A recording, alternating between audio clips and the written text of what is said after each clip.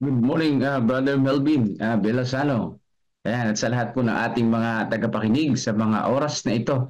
Yan, ngayon ay Augusto. Happy birthday pala sa aking kapatid. Yan, yan po sa Kainta, si Divina Alabanza. Yan po ay yung kapatid kong babae. Yan, birthday niya ngayon siguro nasa 20 plus na siya. Bata pa naman. So pagpalain ka ng Panginoon. At ngayon po ang ating pag-aaral nagmula sa Diyos lahat ng ating pag-aari. Yan, ito sa mga makalangit na dako. Tayo po ay manalangin mga kapatid. Mapagpalang Diyos na siyang aming tagapagligtas. Kami po ay patuloy na sumasamba at dumadalangin sa mga oras na ito. Aming idinadalangin ang aming pong pag-aaral. Tulungan niyo po kami, Lord, na aming pong maintindihan ang inyo pong mga salita at kayo po ang siyang patuloy naming sambahin at wala nang iba, Panginoon. Salamat, Panginoon, sa pag-ibig niyo po sa amin at sa pag-unawa na kayo po ang may-ari ng lahat ng mga pagmamayari namin. Salamat, Panginoon, sa pagdinig ng aming dalangin sa banal na pangalan ni Jesus. Amen. So ngayong Agosto ay may kinalaman po sa stewardship yung ating pong devotional. Yan. Sabi mo dito sa ating pinaka-key-text, yan lumagpas 29 verse 14 ng unang kronika, ngunit sino ba ako at ano ang aking bayan na kusang makapaghahandog sa ganitong paraan? Sapagkat ang lahat ng bagay ay nagmula sa iyo at ang sa iyo ang aming ibinibigay sa iyo. Dito po sa unang kronika mga kapatid ay makikita po natin na kinikilala niya na ang lahat ng mga sa kanya ay sa Panginoong Diyos. Lahat ng mga bagay na meron siya, ang nagbigay ay ang ating Panginoong Diyos. Kaya sabi niya dito, wala tayong maibibigay. Wala akong maibibigay na galing sa akin. Dahil lahat ng nasa akin ay sa Panginoon. So ibig sabihin, ang tamang term ay ang tamang term po nito ay ibinabalik natin yung sa Panginoon. Yan. Ibinabalik natin yung para sa ating pong tagapagligtas. Hindi tayo nagbibigay. Ganun din po sa ikapu at handog. Hindi po tayo mga kapatid nagbibigay, kundi ibinabalik po natin yung ikapu. Dapat makiisa ang mga nabubuhay sa mundong ito sa mga makalangit na hukbo sa pagbibigay ng buong papuri at kalwalatian sa manlalalang. Walang sino man ang meron ng kahit na pinakamaliit na dahilan upang magyabang at magmataas. So nakita nyo na, yun ang pinakaunang punto. Walang karapatan ang isang tao na magyabang o magmataas o sabihin na mas magaling ako dyan, mas mayaman ako dyan dahil lahat ng meron tayo ay sa Panginoong Diyos. Kahit na yung ating pong mga buhay ay sa Panginoon nagmula. Patuloy na gumagawa ang Diyos upang mapunuan ang mga kakulangan ng tao. Kahit ang pagsisisi ay nagaganap sa pamamagitan ng aplikasyon ng biyaya, ang natural na puso ay hindi nakadarama ng pangangailangan ng pagsisisi. So dito po mga kapatid ko, ang natural na puso ay ano daw? Hindi nakakadama ng pagsisisi. Natural na puso. Pero kung ang puso ay sa Panginoon, sa pamamagitan ng biyaya ng Panginoon, tayo ay makakaramdam ng pagsisisi. Ay nakakatakot kapag ang puso natin ay nanlamig at hindi nakaramdam ng pagsisisi, delikado yan. Ibig sabihin, manhid na tayo sa pagkakasala. Ang mga luhang pumapatak mula sa mga mata ng tao dahil sa pagkaalungkot sa kanyang pagkamakasalanan at pakikiramay sa ibang makasalanan ay kusang nagsisimula. Sila ay tulad sa hamog mula sa mga mata ng Diyos. Kapag ang puso natin, ang buhay natin nakasentro sa ating Panginoon, siguradong tayo ay lalapit sa Kanya, hihingi ng tawad at magsisisi sa lahat ng ating mga kalikuan. Pero kung hindi natin kikilalanin ng Panginoong Diyos, magiging malamig yung puso natin at hindi tayo lalapit sa Kanya. Ang nabagong buhay ay ang mabuting pagsasabuhay ng isang buhay na tinubos sa pamamagitan ng sakripisyo ng kanyang anak na si Jesus. Wala tayong dapat ibigay na kredito sa ating sarili sa anumang bagay na magagawa natin. So nakita po natin dito mga kapatid, yung pagbabagong buhay, yung pagiging mabuti natin, ito po ay sa Panginoon nagmula. Yung ibig sabihin, yung credit ay sa Panginoong Diyos. Yung pagiging magaling natin, yung pagiging masipag natin, ang credit sa ating tagapagligtas. Dahil lahat yan ay sa Panginoon ang galing. Yung pagiging mabait natin, sa Panginoong Diyos yan. Dahil ang Diyos ang gumagawa sa buhay natin. Kapag tayo ay nanampalataya, ang Diyos ang gumagawa sa buhay natin para gumawa ng mabuti. Ayan, para gumawa ng mabuti. Hindi yan yung kaya mo mag-strive na maging perfect. Yung maging katulad ka na ng Panginoong Diyos. Ayan yung kila Jones and Wagoner noong 1888, Righteousness by Faith. So, naging ano naman na sila noon? Naging close to Roman Catholic na sila. Bakit? Dahil to be like God na eh. Naging gusto nila maging perfect yung paggawa. Yung pala, yung paggawa natin mga kapatid, ay ang Diyos ang gumagawa sa buhay natin. Ang Diyos ang nagbibigay sa atin ng kapangyarihan para gumawa ng mabuti. Para gumawa ng aksyon na kalooban ng Panginoong Diyos. Ibig sabihin, isasabit lang natin ang ating sarili sa ating tagapagligtas. Kalooban din ng Diyos ang pananampalataya.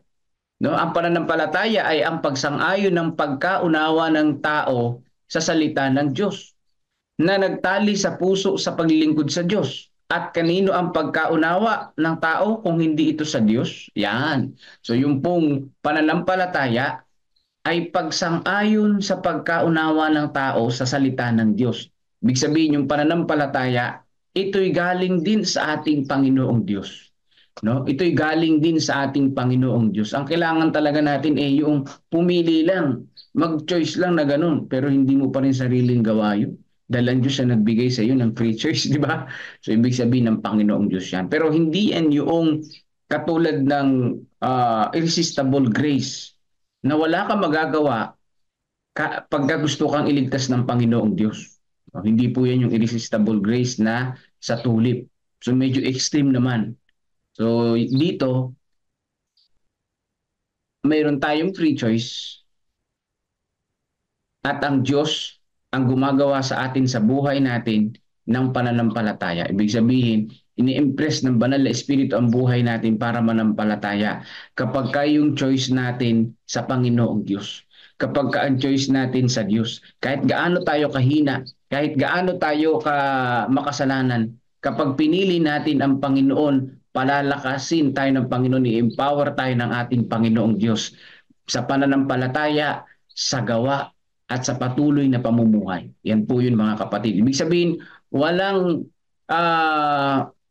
tayong effort para tayo ay maligtas. Ang lahat ng effort ay sa ating Panginoong Diyos ang gumagawa sa ating pong buhay. Kanino ang puso kung hindi ito sa Diyos?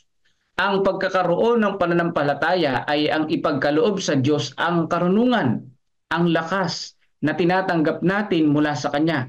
Kaya nga, yaong nananampalataya ay hindi karapat-dapat sa kredito. Yan. Kanino ang puso?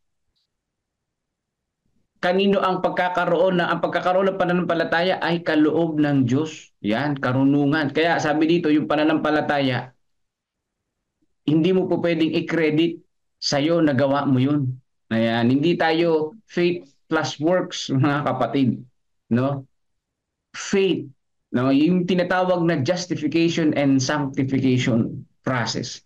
Lahat ng credit ay sa ating Panginoong Diyos. Walang anumang gawa na na-credit sa atin para sabihin natin, ay, nailigtas ko ang aking sarili. Hindi ganon.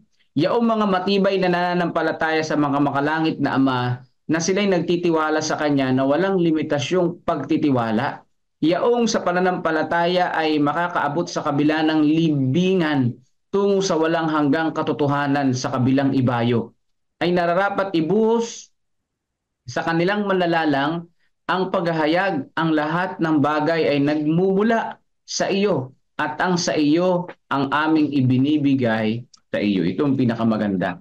Ang lahat ng mga bagay ay nagmula sa Panginoon. Ibinabalik lang natin by free choice. So, yun yung pinakaano eh. Yun yung choice na binigay ng Panginoon sa atin. Binigyan tayo ng Panginoon na kakayahang pumili doon pa sa creation. Ibig sabihin, hindi tayo sinasaklawan doon ng Panginoon. Salamat Panginoon at hindi niyo po kami ginawang robot. Yun po yung nangyari naman sa irresistible grace. Naging robot naman na nawala na yung free choice. Na hindi ka makakapamili ng pupuntahan mo, ng destination mo. No? Kung ikaw ay ginusto ng Diyos na mapunta sa impyerno, wala kang magagawa. Yun yung irresistible grace. Pero dito mga kapatid, may kakayahan tayong pumili. Piliin ang Panginoong Diyos at ang Diyos ang mag-i-empower sa bawat isa sa atin. Pero hindi yun sarili nating gawa sapagkat yun ay kaloob pa rin ng ating Panginoon sa atin. So ibig sabihin, tayong mga tao ay nilikha para sambahin ang Panginoong Diyos. Nilikha para papurihan ng ating tagapagligtas. Hindi dapat gamitin sa pansariling layunin ang mga kakayahang ipinagkaloob ng langit. Bawat lakas, bawat kaloob ay isang talentong dapat makapagbigay ng kalwalatian sa Diyos sa pamamagitan nito sa paglilingkod sa Kanya. So dapat lahat po ng talento na meron tayo ay ano daw po? Ginagamit para walhatiin sa ating walhatiin ng Diyos at paglingkuran ang ating Panginoon. Hindi sa pansarili nating layunin na gagamitin natin ito, kundi para papurihan ng Panginoon. So ibig sabihin, lahat ng ating aksyon, lahat ng gagawin natin, maging yung pagtatrabaho natin, ginagawa natin ito para papurihan ng Panginoon. Panginoon, ako'y magninegosyo para yung portion ng aking kita ay sa inyong gawain. Yan. At susunod yung para sa ikabubuhay ng buong pamilya ko para rin sila'y makapaglingkod sa inyo. So yun ang pinaka-mindset ng isang mananampalataya. Kasi pare-pares tayo may mga isip, may mga utak, di ba? May mga talino, may karunungan. Ang Diyos ang nagbigay niyan. So kadapat-dapat lang na siya ay walhatiin at paglingkuran natin, sambahin natin. Hindi dapat sikaping itaas ng sino man ang kanyang sarili sa pag-uusap sa kanyang mga gawa na itinataas ang kanyang kakayahan, ipinapakita ang kanyang kaalaman at nililinang ang pagmamapuri sa sarili. Hindi kailanman nagtiwala sa sarili o nagmataas si Kristo. Opo, no? Hindi natin kailangang itaas ang ating sarili. Ang karamihan na makikita natin na display na nagtataas ng sarili ay doon sa mga pagalingan ng talento. Di ba? Madalas yan makikita nyo sa television na o sa mga got talent na kung ano-ano sa buong mundo at kahit dito sa lokal, mga kapatid, no? Yung pagalingan ng talento na itataas yung sarili. Yan, pagalingan di ba? Kailangan ikaw yung magaling. Kailangan ikaw yung manguna. So napupunta doon yung pagmamataas sa sarili. Paano yung sport fest? Nagmamataas ba sa sarili yun? Kasi nakikita mong magaling, maaari, may portion na ganun. May portion na ganun na, uy, ako ang pinakamagaling dito. Maglaro ng ganyan, maglaro ng ganito. Na may portion na naitataas yung sarili. Kaya lagi nating huwag kalilimutan, kahit sa sport fest, kailangan nating linawin. Ibig sabihin, kilalanin na ang Panginoong Diyos ang nagbigay sa atin ng talent para makapaglaro ng ganyang sport. Hindi natin kailangan itaas ating sarili. Papurihan natin ang Panginoong Diyos na ibinigay niya sa atin yung ganoong talento. Katulad na lamang dito sa First Chronica na yung author nito ay siya'y ginabayan ng Panginoon na isulat na ito. Nasabi niya, sino ba ako? At ano ang aking bayan? Na kusa makapaghahandog sa ganitong paraan sapagkat ang lahat ng bagay ay nagmumula sa iyo at sa iyo ang aming ibinibigay sa iyo. Kaya hindi tayo dapat na magmataas o magmarunong o sikapin na tayo ay magaling sa ibang mga tao, kundi lagi nating itataas ang ating Panginoong Diyos sa ating pong mga sarili. Dahil kung wala siya, ay wala tayo sa ating sanlibutan. So ang ating Panginoong Diyos ay patuloy na nagbibigay sa atin ng pagpapala. Ang kailangan lamang ay ingatan natin ang pananampalataya na ito. Paano maingatan? patuloy nating piliin ang Panginoong Diyos. Kasi ngayon, pwede ka magbago ng pagpili. Di ba? Pwede mong piliin ang kaaway. At sa isang iglap, yung lahat ng ating pagsamba, pananalangin ay mawawalan ng kabuluhan kung pinili natin ang kaaway. Kaya ngayon, dahil binigyan tayo ng Panginoon ng free choice, yung free choice na yun gamitin natin para piliin natin ang ating pong tagapagligtas. So napakaganda ng ating pong devotional ngayon, pagiging katiwala, na ating iniisip na lahat ng meron tayo, lakas at karunungan ay sa Diyos nagmula. Kaya ngayon ay patuloy nating isama sa panalangin ng bawat isa sa atin at yung baptism, yung special baptism ngayon dito sa Talavera Church, isama rin natin sa panalangin. And then, gayon din po, isama rin natin sa panalangin yung mga kapatid natin nagbabiyahe ngayon at yun din po yung mga kapatid natin na mayroong karamdaman sa mga oras na ito, isama rin po natin sa pananalangin. So, atin din pong pakisama rin po sa panalangin ng aking kapatid. No? Nagdao siya ng birthday ngayon, August 2. Yan, yung aming bunsong kapatid na si Divina Alabanza. So, God bless po sa inyo pong lahat at patuloy na gabayan ng bawat isa na ang ating pagkilala sa lahat ng meron tayo ay sa Diyos nagmula. Pagpalain tayo ng ating Panginoon at ibalik na natin ang pagkakataon kay Brother Melvin at sa isang awit, papuri sa ating Panginoong Diyos. Amang banal na makapangyarihan sa lahat, salamat pong muli sa umaga na ito na muli ninyo kaming binigyan ng panibagong buhay, panibagong kalakasan na tigit sa lahat, pagkakataon na oras para makamuling makapakinig ng lesson sa umaga nito, isang napakagandang lesson ng paalala upang hindi namin maitaas ang aming mga sarili at maging kayo ang aming maitaas sa lahat ng ano pa mga aming mga magandang nagawa sa buhay, sapagkat kayo bilang aming Panginoon Diyos unang-unang nagbigay sa amin ng buhay, nagbigay sa amin ng lakas, nagbigay sa amin ng aming mga pangailangan, nagbigay din sa amin ng karunungan. Ang tangi lamang namin nagawa ay ang pagpili po sa inyo. Maraming salamat po sa inyong pagmamahal. Tunay naramdam po namin ang inyong pagmamahal at sa pagpapatuloy ng aming pamumuhay.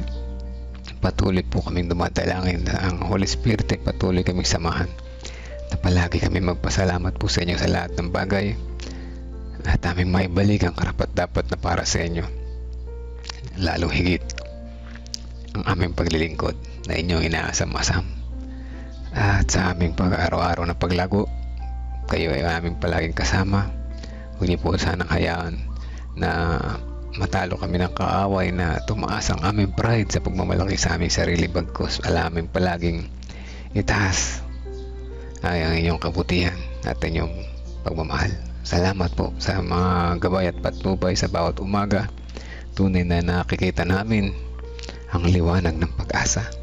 Sa pagpapatuloy, nais na isama sa panalangin ang pagdiriwang ng kaarawan ni Sister Divina Alabanza. Salamat at siya ay sa panahon na ito ay binigyan niyo sanang malusog na pangatawan. Salamat sa mga taon na nagdaan na siya ay inyong sinamahan sa kanyang pag-aaral, sa kanyang mga gawain at sa kanyang pagpili po sa inyo. Siya ay inyong sinamahan. Salamat po.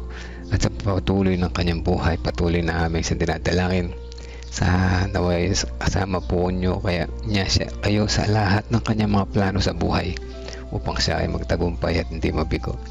Dalangin din namin mabuting kalusugan niya at ng kanyang buong pamilya at patuloy na maging connected sa inyo sa bawat sandali, ano pa man ang pagsubok na tumarating sa kanilang buhay. Dalangin din po namin ang special baptism na gaganapin dyan sa Talavera. Patuloy na pagpapalang maranasan ng mga tao na ito na tumanggap sa inyo sa pamamagitan ng bautismo. Samahan po sila sa kanilang pang-araw-araw ng pamumuhay sa buhay ng bagong Kristiyano na kayo ang itinataas at hindi ang aming sarili.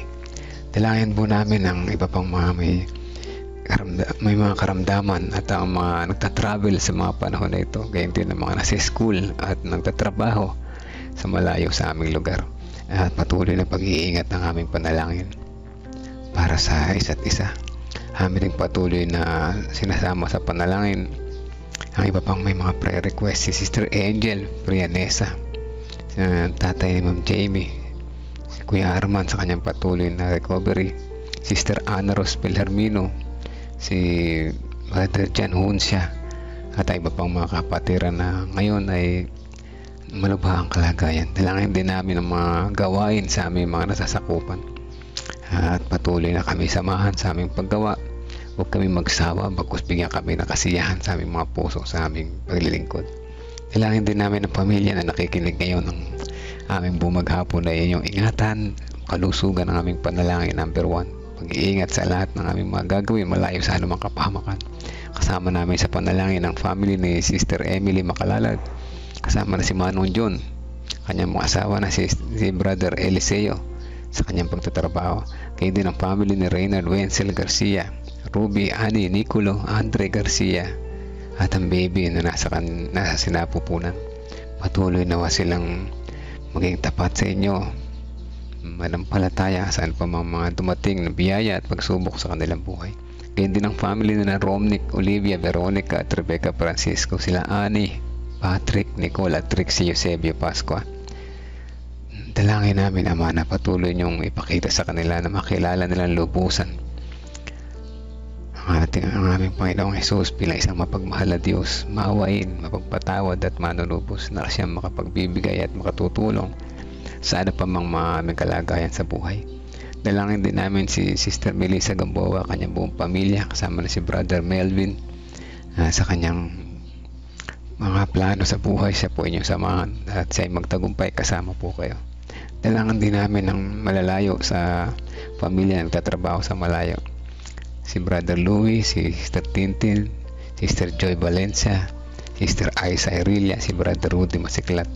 Ganyan din ng tatay ni Sister Joy Valencia na malayo sa kanilang bahay. Pag-iingat po ang aming panalangin sa kanya sa araw-araw, naway siya makauwi na at makasama niya ang kanyang pamilya. Alakalakasan din at healing and recovery sa mga sumusunod na mga kapatiran, si Ate Lorna, si Kuya Bobby, si Ate Grace Samano, si Sister Aimee Kilantang, si Nanay Pina, Tatay Rudy Rico Hermoso, si Baby Josiah, si Brother Benjamin Munti, Sister Lynn Peralta, Sister Buena, gayon din si Sister Pichi, si Ma'am Lovejoy Diwa, si Brother Gregorio Santin, si Kuya Jerry Purpon, si Ma'am Sheila Casamorin, Sister Feli Domingo Gucheco, Brother Lorenzo Cabietes, Sister Lorna, Brother Munti at Sister Ana Manuel, Christopher Omali Coderes, Erica Elisantos Rivera, Sister Tina Santos na malubha ang kanyang karamdaman sa mga pagkakataon na ito. Dalangin din namin na iba pa mga kapatiran na hindi namin nabanggit, kaya din na iba pang mga prayer request na nasa laman ng aming puso at isipan sa mga oras na ito. Patuloy na wandangkin ang aming mga panalangin at na makita kayo na bilang mapagmahal na Diyos at nagbibigay sa amin ng mga pangailangan, at hindi ang aming mga problemang kalusugan ang aming makita. Salamat sa pagpapagaling sa aming pisikal na karamdaman. Salamat sa pagdinig sa aming panalangin. At patuloy nawa namin makita ang inyong kabutihan sa bawat sandali. Maibalik namin ang karapat-dapat na papuri at pasalamat po sa inyo sa bawat araw. Patawad po kung kayo man ay makasalanan. In Jesus' name we pray. Amen. Amen.